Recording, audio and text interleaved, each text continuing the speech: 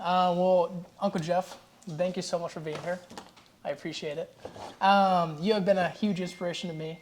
As far as your accolades go, you have a ton of them. Number one is you've built a beautiful family. Number two is you've built a multi-million-dollar business. You've accomplished multiple triathlons, Ironmans, everything. What is the secret to your sauce, man?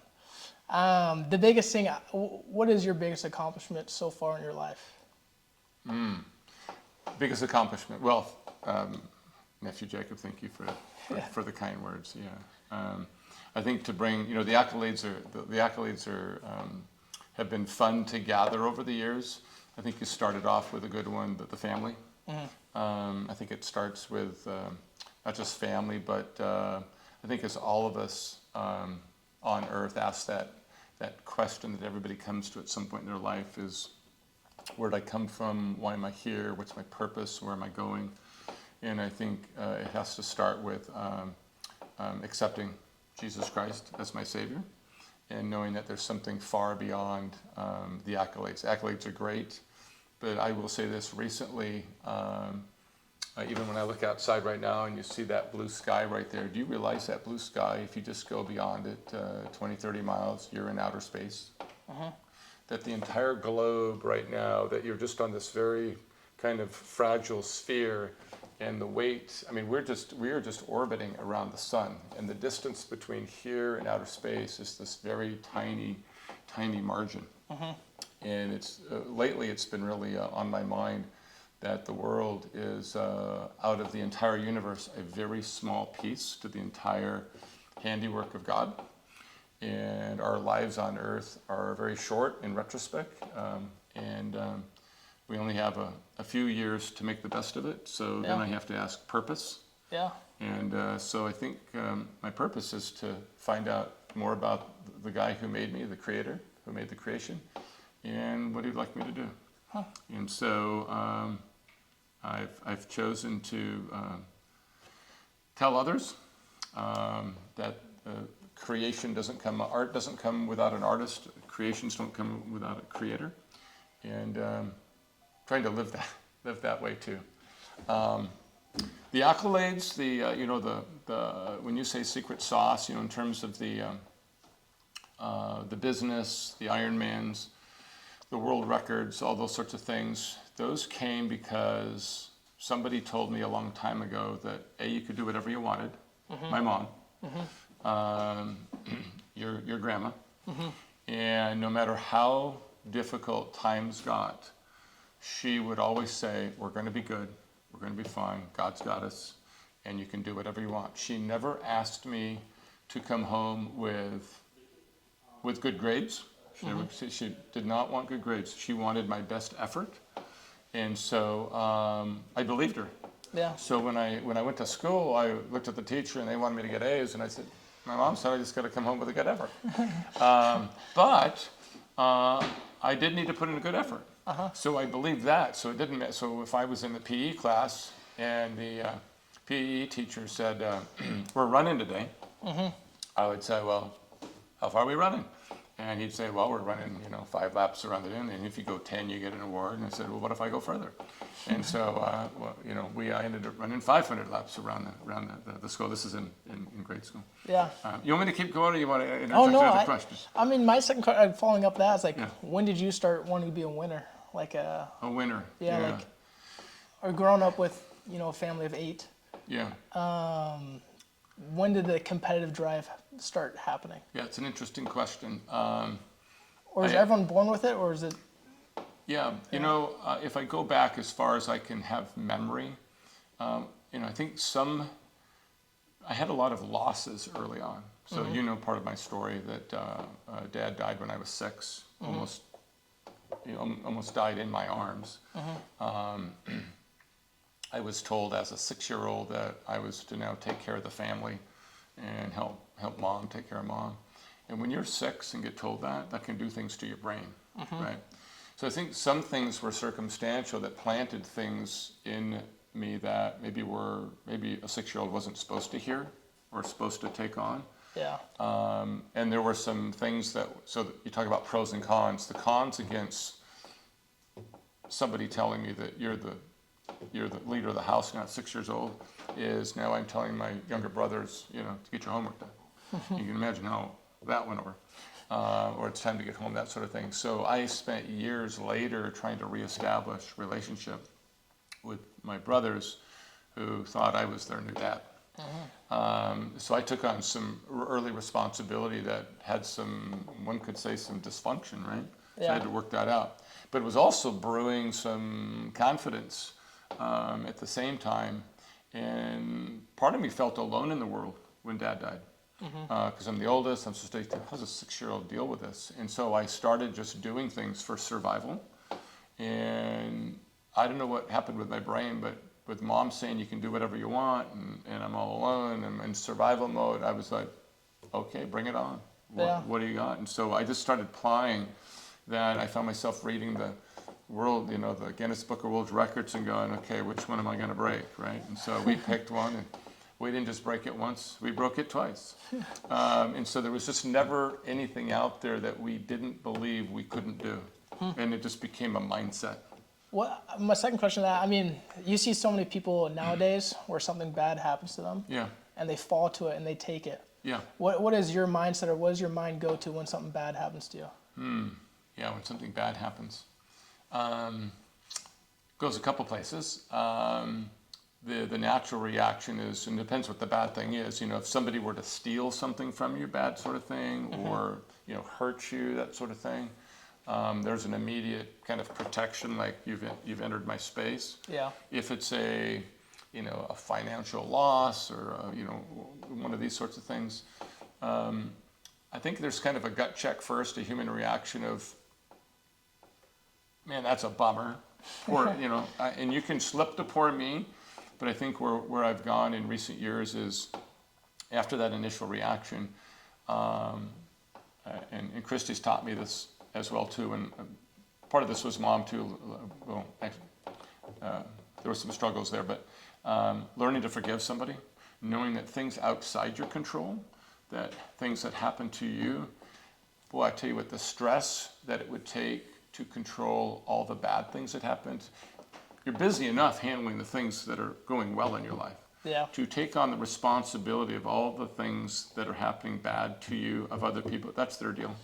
You just gotta forgive them, you gotta pray for them, and you gotta move on.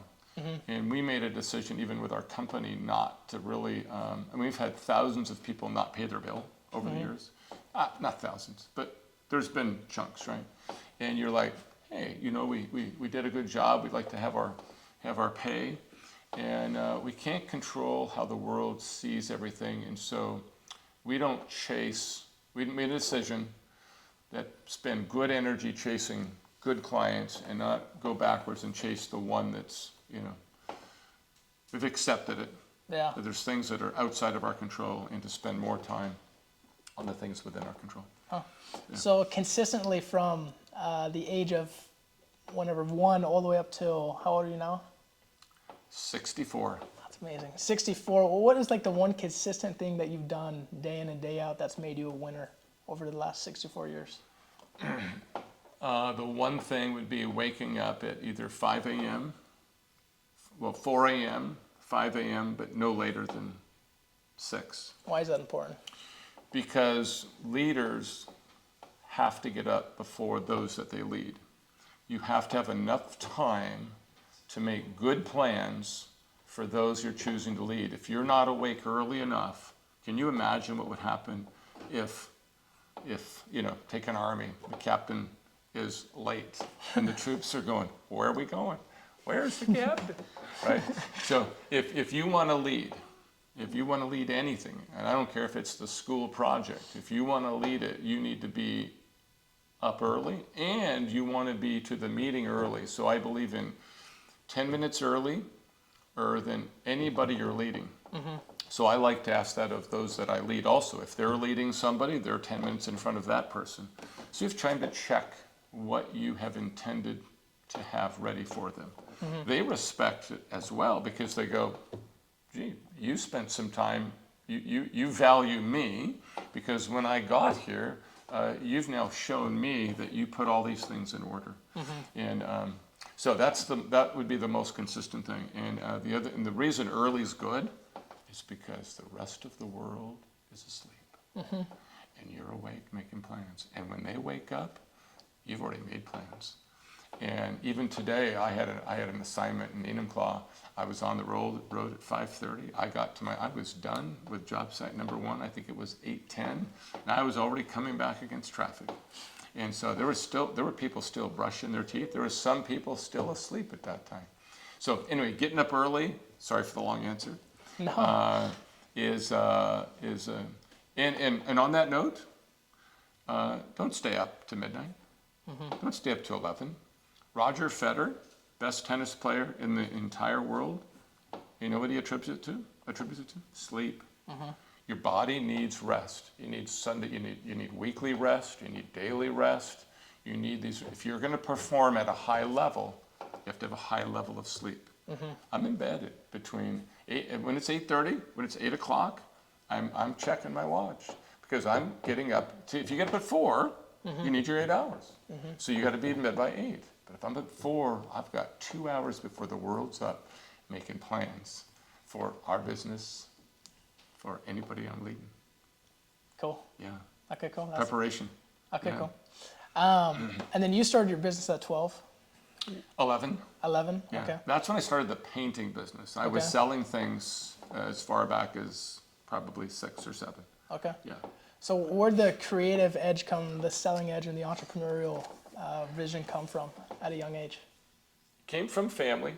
Yeah, so I mean, you know, if you're lucky enough to have a couple sets of grandparents that are alive and whatnot, you know, on mom's side, they were salesmen. You know, mom had to survive; she had to sell things. So all I saw growing up was mom sell. When dad died, all she knew how to do was paint artwork, but she had to sell the artwork. So I listened to her on the phone from 6 years old, talking to people on how to sell stuff, how to present stuff, how to present stuff, right? And so it became ingrained. And so half my day, even to this day, is how do we increase presentation? How do we convey what we're selling in such a way that the person, if they're going to say no, they're going to cry because they really want to say yes. They might have to say yes to somebody else, but they really want what you're selling. So we've worked for years. We keep the creative juices alive. We never say we've arrived. We always say we can do it better. Cool. Yeah. If let's say you're 20 years old again, would you start out in sales or what would you start out in? If I was 20 years ago, if I was 20 years, Yeah. if I was 20 years old today, Yeah. and I woke up at 4 o'clock, what would I do? I'd get on the tennis court and I'd practice. And so I'm 20, huh? Oh, yeah, you're 20. Yeah, I'd make a run for the Grand Slam Okay. tournament. Yeah, I'd make a run, yeah. And I'd Very win. cool. Very cool. And I'd Okay. win. Cool. And now you've been in business. I would seek a coach though first. Okay. Yeah, you have to find the coach. This isn't just about learning and hard work. This is about finding the best instruction out there. Do you I think that's what I've learned today, that there is so much good instruction out there. Go find it. Do you think everyone needs a mentor? Yes, multiple mentors. Yeah. Yeah, And in all arenas, from a dad, mom, spiritual leader, pastor, best friends, people that hold you accountable. We tend to want to, as humans, we want to wander. We're selfish creatures. God made us with, needs. If you wake up, if you don't have clothes on, you're cold. If you don't eat, you're hungry. You got needs, right? And if you overindulge in any of these areas, you can get off track. You need people to hold you accountable. Yeah. Very good. Okay. Yeah. And then when did your business really start taking off? Like 11 you started. You started with your brothers. Yeah. And at what point did it start become an actual business? Yeah, these are great questions. And if I looked at it, it was always taking off. Like it took off the day we went out walking and knocking on doors. I mean, this business started by knocking on doors. That's how it started. We knocked on maybe 100 doors until one man said yes. And when he said yes, it took off. And then after he said yes, although the first house, and although we didn't paint the house very well, as I said earlier, we learned a lot about how not to paint a house. So next summer we painted 3 houses. We learned more. And although we didn't paint those houses quite well yet, it was taking off. And so the vision was happening. But it had a goal. And I think where you're going with where did the business, because you know what size it is today, like when did it take like another burst? So it had these like, and I would say what I've learned in the last 2 years through our Maui Mastermind teaching is that it's limitless. Yeah, it's limitless. Because now it's the power of multiplication and systems and slowing down the busyness and focusing on what is the essence. And what I've told people today now is that we don't paint houses. We provide great experiences. We just happen to paint houses while we're doing that. Okay. And because customers get your house painted anywhere you want. But what they really want is a great experience. So what's the definition of a great experience? It's not getting paint overspray on their car during the paint job. It's not dropping paint on the patio. It's not showing up late. Or working too late over the weekend. Those sorts of things. Okay. So the takeoff periods have come in these. Okay. Yeah. I feel like today, in today's world, there's so many different distractions with social media, everything else. Yeah. I think it was Warren Buffett said that if you can focus and delete all your distractions and just focus on one thing, you'll beat everyone else out. How important has focus been for you, like in your business and life? And do you have distractions that keep you away from it? Yeah, great question. Focus. Yeah, so back to that morning early, that early rise lets me focus on the day. And in that focus time lets me pick the focus intensities for the day. And then as you know, I use a yellow pad. And so I write out my day plan every day on the yellow pad. And I have 50 yellow pads. I keep 2 or 3 with me at all times. But what the brain does when you write it down, this is where the digital world has been challenging for folks. To go from paper and pen to digital, what the brain does when you write something is it puts it into memory. And my ability to remember everything I'm going to do in a day, the time I'm going to do it, it creates little sensors. So if I've got 8 places to be, and I write it out, and I write my time slots, that helps me focus. We're talking about focus, right? I write them down. I allot a certain amount of time for each visit, and I go to visit 1, including the drive. So if you get up early, the drive is predictable. If you get up late, your drive is not predictable. Now, other people determine whether you're going to be on time or not. Okay? It's outside your control. You go to bed at 8 o'clock, you get up at 4, you're in control of your time management. You go to bed at midnight, you get up at 9, you are out of control of time management. You're at the whims of 405, I-5, and every traffic, and you'll get to 50% of what's on your yellow list. Matter of fact, you won't have time to write down your yellow list because you'll be up late. You won't be able to find your yellow pad because you'll be late. You'll be out the door and you'll get half done of what you were intended to do. So when the focus comes early, you go to your focus pad, you write it down, and then the sensors, because you wrote it down, the brain remembers it. So when I'm talking to somebody, and let's say they're appointment number 2, I've got kind of, the brain has this little built-in timer where somebody starts asking me a question and they're going along, like I'm going along with you. You might have to be someplace right now. I have a sensor that goes off that basically says, hey, this has been great, thank you. You know, this was wonderful. We're going to finish up now, and give me a call if there's anything else we can do for you. I've got another appointment here in about an hour that I've got to get on the road for, and just keeps the ticker moving. I get in the car, check, boom, send, friend, you know, use a little digital help. And if I'm not without my yellow, if I don't get up early, if I don't write it down the night before, double check it in the morning, check my weather, because things are related to weather and traffic, then I run the risk of only getting 70% of the 100% of things on the list done. And then goal number 2 is extra focus time to work on innovation. Because those are just the to-do things. The next list is how do you make what you do better? How much time do you dedicate towards that, innovation-wise? Yeah, more and more, not enough, because that's my favorite place to live is in innovation. Favorite place. Designing, developing new things, new ideas, new businesses, faster ways to do things. That's where my brain just goes fireworks, and I love to live in that space. Cool. And so, yeah, Okay. more and more. I probably get, to answer your question, it happens while driving. Sometimes it happens early in the morning before, the world's up and I have time to dream a little bit.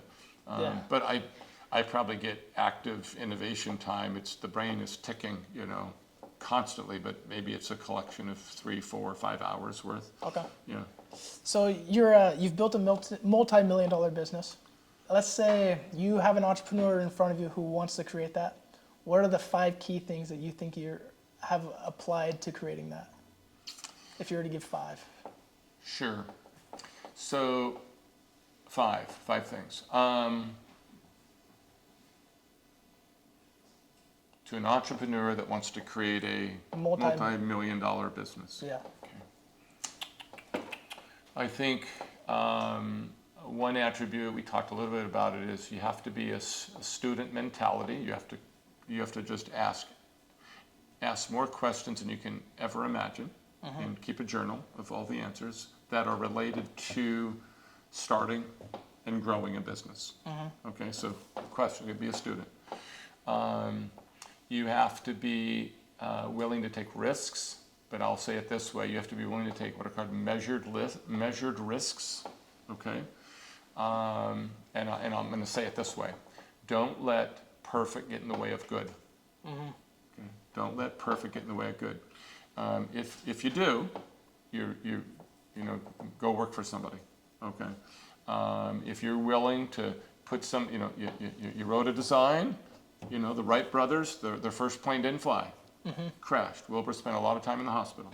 Okay, had he waited, we would have to, we'd have to drive to New York City every time we went. We can fly now because Wilbur risked crashing. He said, "This plane's good enough. Let's give it a run, Orville," and they took it up there and they crashed it. So that's number 2. Be willing to do measured risks. Right? He didn't die, right? They didn't jump off a 1,000-foot cliff. They said, let's start at 10, 20 feet. See if she flies. Okay. So measured risks are good.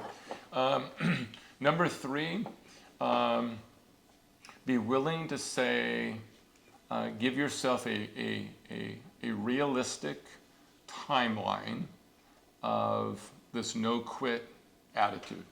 Yeah. Okay, now from what you learned, so we said learn, okay, we said measured risks, and then we're going to say implement it now and go do it, but do it with a mindset of we're not quitting. We're not going to put, entrepreneur endurance. You're going to endure things, and you're going to have endurance while you're enduring. Hardships are going to come your way. I'm telling a young person that wants to, this is going to be difficult. I was at a job site yesterday. I looked at a gentleman at a job site. He was doing some wiring. I said, "Are you the owner of the business?" He said, "I'm not the owner. I don't want that job. I want to go home at night. I want to go home, and when I'm home, I want to be home." I said, "I get it. No problem." Right? So, and I understand that. But if you want to lead something, if you want to grow something, now I'd like to go home and be home, and I've learned to go home and be home. Okay, we'll talk about that later. But in terms of the 5 things, we're on number 4 now. If you're going to embark on this, then you be prepared for hardship of every kind imaginable, and that is working with people that are learning how to work, that you're leading. Working how to help people solve all sorts of managerial skills, and there's a lot of them. And you have to be the sounding board, the coach, the inspirational leader, the person that says, "You know what? I don't have enough money for payroll. I'm going to go to my bank account and I'm going to pull money out of my bank account to make payroll." You're going to fund it. You're going to be the guy that works on the weekend when the employees don't show up. You have to be ready to endure that. If you're prepared to be the lead dog to take care of all the things when things don't go the way you planned them immediately, right? Then, go get a job. But if you want to take that on and do it in a spirit of helpfulness and encouragement and all those, then take it on. Because then when you go home, you actually can turn it off because you've done a good job at work. Now, you don't turn off innovation. See, I said that's my favorite place to live. Yeah. If I'm watching something, if I'm watching a sports show and I hear something behind the lines that I go, I could use that. See, for me, that's just candy. That's just, I don't call that work. If somebody calls me off work or whatnot, and he's a future learner and he's a leader, I don't call that work. I call that's an opportunity to train another guy. Yeah. I mean, what are you going to do with your time, right? I mean, you're coming home and just turning the lights off, and you know what happens if you shut down? Motion's like lotion. Keep it moving. If you shut her down, we met a lady the other day. She was almost 80. Okay. Still renting apartments. Didn't need to. Didn't need to. Her son came up to her and said, "Mom, why don't you take a break? Why don't you just chill? You're calling the plumber and the electrician, and you're fixing all the units, and you're renting the units, and she's got lots of units. She doesn't need it to do this. She's almost 80. She looked at her son, who's probably in his 40s, almost 50 now, and said, if I stop doing all this, you know where all my friends are right now? They're dead. They died. Yeah, they slowed down, went sedentary, went home, ate food, watched TV, and died. And that's our bodies are designed to move. They aren't designed to sit and be still. Yeah. Did I get to number 5? I don't think I did. I don't think so, no. Do we want a 5th one? You can do a 5th one if you got it. Entrepreneur, teachers, I think we got the kind of the key ones. Be willing to be the fall guy. I guess on the fall guy topic, I guess I'd be willing to say this. Be willing to ask for forgiveness even to those you lead. This is kind of a place where don't get arrogant. Don't get to a spot where pride, this is a dangerous spot for leadership, is that you can get to a spot where you don't want to say the I word. Oh, I built it. Don't want to say that. You were blessed with a team that you got to lead that helped you build it. Now, you may have applied endurance. You may have stayed the course. But you aren't all those people. Yeah. You can't do that without all those people. Yeah. They chose to take a job, and going home at night and turning it off. All the power to them. What is the best, I guess for a leader, you've been leading for the last 60 years of your life, but what are the key traits to becoming a good leader?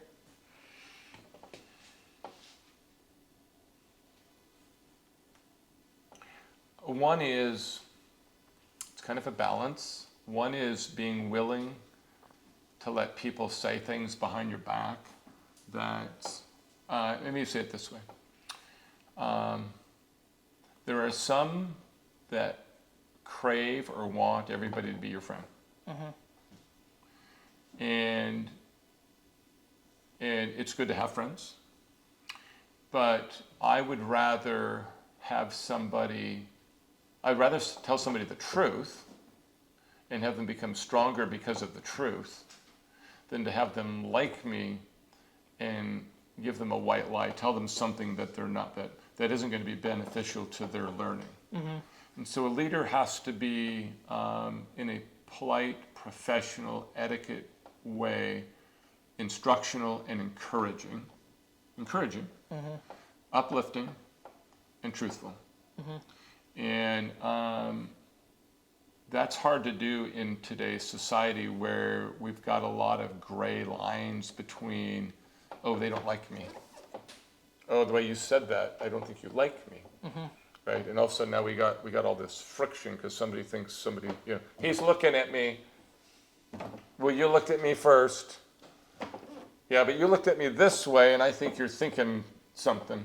Yeah. And I'm going to tell on you. Yeah. Those sorts of things, right? Yeah. And a leader has to be able to just The Maui Mastermind calls it, sometimes we just have to have adult conversations. You ready? You ready? Yeah. You're late. How come you're late? No reason. I mean, there's no exception to it. Yeah. Well, I mean, it's okay to ask somebody, hey, why are you late? And then let's say they told you, hey, could you not be late tomorrow? Could you get up a little earlier? Would that work out? Or say, oh, he's late. She's late. Ooh, I better not say that, though. They might not like me. Now I have to live with them coming in late forever. Because I wasn't willing to say, because I was risking, you tracking with me? Yeah. Can you be on time tomorrow? Oh, yeah. Great. Yeah. Was there a reason that you were late today, though?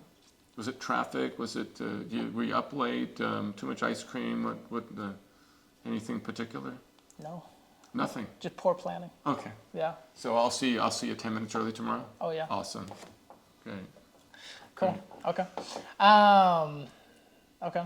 And then as far as like, you're in the, would you say you're in the later stages of your business now, or do you plan on selling it in the future? Great question. You know, the story kind of goes like this. When I started when you're 11, you're just trying to buy a bicycle. Yeah. There's no business, right? There's a can of paint, there's a brush, and there's a bike you want. When you're 12 and 13, you're going, there's a car I want. You know, when you're 15 and 16, I'm trying to pay for college. Okay. When you're in college, you're going, I'm tired of painting. I got paint all over me. I got people calling me. I'm trying to go places. Painting's it's in your way. You get married, and you're having kids, and you're a school teacher, and you're making more money in 2 months than you make all your teaching. And you go, what gives? Oh, I might grow the painting business. So then you grow it. Now you're working mass hours, and you've hired a lot of people. And now you're trapped inside this thing called a business. Like you can't get out now. There's people calling, and you're trapped. And then you're going, I'm still got to get out. I got to get out of this. You're covered with paint, right? You're on cold ladders in the winter, and it's a tough road. And then one day you wake up and you look around and you go, wow, there's a lot of people working with you. Oh, and they're doing great things here and great things here. What if we learned a little more on how to even work to better? Oh, there's marketing and this and that. And then and I'm going to answer the question. And then years later, your son, who it took me 7 years to woo him to come over. Now, my son's worked alongside for years, but as jobs. But now, our oldest, I tried to woo him over because I knew that he had things. Leaders hire people that can do things better than them. Surround yourself with people that do things better. Our oldest can do things better than we can. The digital world, clear thinking, all sorts of great things. And so, sell the business, grow the business, stay in the business. To answer that question, with family coming aboard, right now, we've made a decision. There's no desire to sell it. This is a blessing to pass it on to family. But the family that is growing with it right now is crazy smart.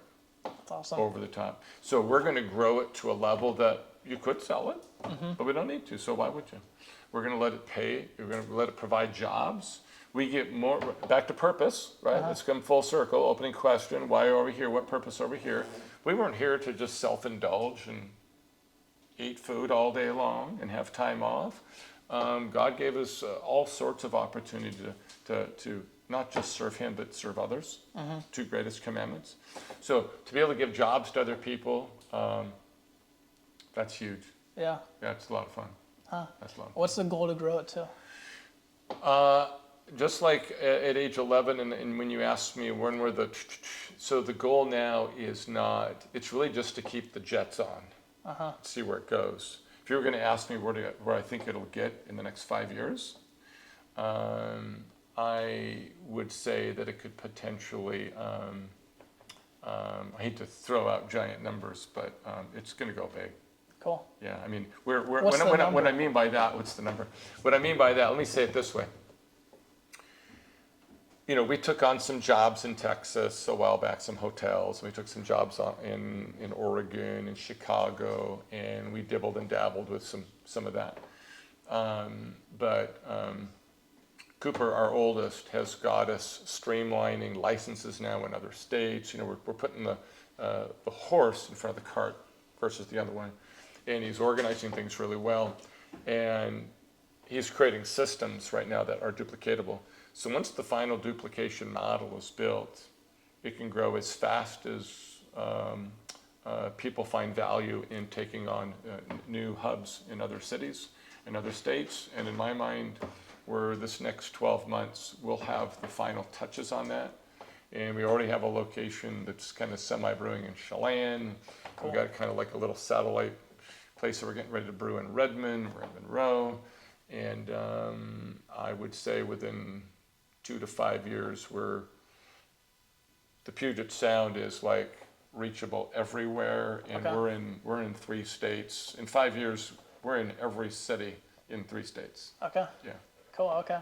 And then as far as I feel like a lot of nowadays, kids or people growing up, they let a lot of their beliefs or fears or limits stop them from achieving what you've achieved. What would your advice be on that? Like as far as like limiting beliefs or fears? Yeah, fears. Well, I think what I would, if somebody had a fear, I'd say write your fear down. Let's look at it. Let's look at the verb of the fear. Let's say the verb says, and when you say limiting, are you saying they're fearful of venturing out and spending time or money on a venture? Yeah, I mean, it could be fear of, oh, this might happen, or they actually just have a limiting belief from their past, where it's like, no, I can't do that. Yeah, everybody's a little different. I've got a family member that I asked this family member to do push-ups with me once. And this family member said, can't do push-up. Not going to do a push-up, can't do push-ups. I said, do one. Can't do one. This person did one. Okay. That person to this day can do 25 every morning, can do 40.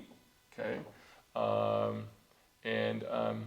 So I guess what I would say to anybody, that's just a little physical piece, right? If sometimes people say that about running. Can't run, can't swim, can't ski, Hey, let's just do one step. I would say the first step is the hardest because it's new. Haven't done it. Hey, let's just try it. What it does is it opens the door to other things that could be first steps. Assuming you're getting good instruction. I don't say, dive off a diving board at 30 feet until you've tried 2 feet, right? Learning to dive is scary for kids at first, right? To throw your hands out there and whatnot. So, stretching yourself to do new things is, you need an encourager in your life.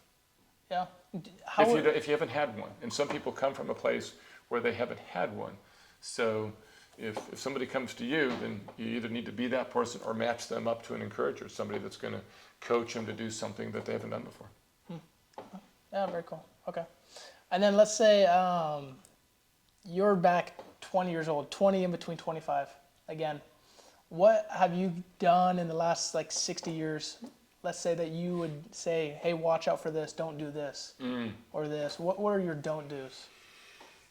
Oh, yeah, don't do's. Yeah, I got some don't do's. Let's see, first don't do, well, I said it earlier, and it comes from pride, arrogance, and overconfidence.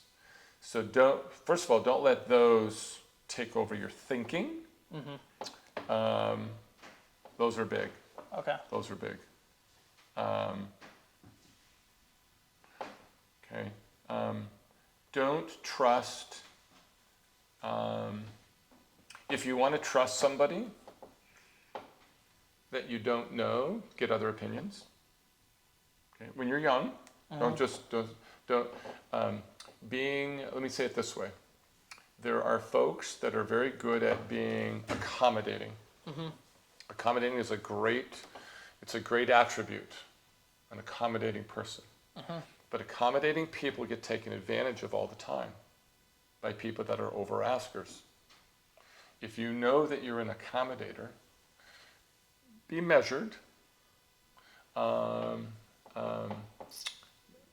to work on your street smarts to find out if the intentions of those that are asking you to do things are maybe overuse.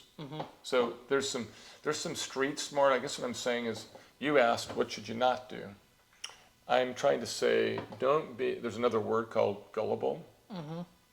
Just saying yes to everything, believing too much. Study it. Study it. So there's an antithesis to the what not to do. There's something to replace it with what to do. So what not to do is don't believe everybody's first thing. Make sure people earn your trust, and if they do, then trust them. Right? Trust them and come alongside them, work with them. But what not to do is just to say,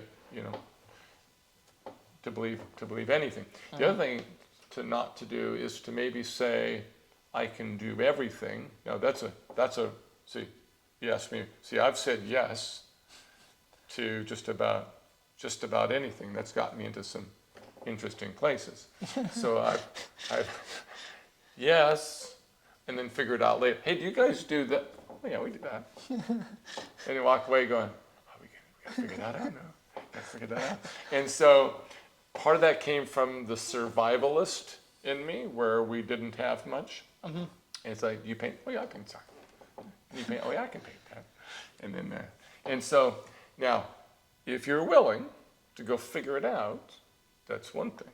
But you better back it up with the research and go figure it out. So I don't recommend doing a lot of that, because that presented some challenging scenarios. Yeah. What would you say is your most challenging scenario where you said yes and had to fulfill it?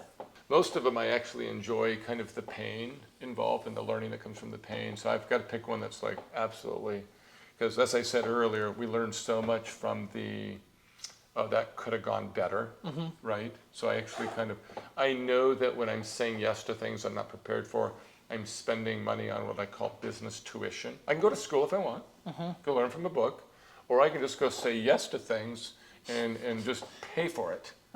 Costs money. You're going to pay for it, okay? If you pay for it through your nose, guess what? It's going to stick, right? So I guess the story is, there's only one job that's coming to mind right off the bat where I said yes way too early, and I said yes to this guy. Yeah, go for it. The castle, yeah. The castle? The one, the Victoria. Victorian?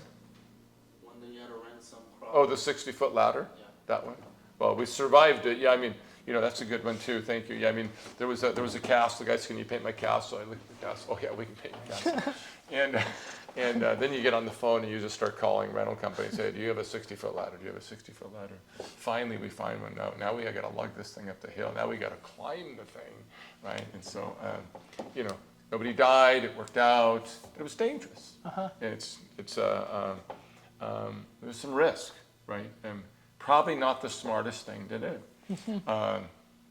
We said yes to a 7-story building in downtown Seattle. We've never painted a 7-stripe building. Oh yeah, we can paint a 7-stripe building.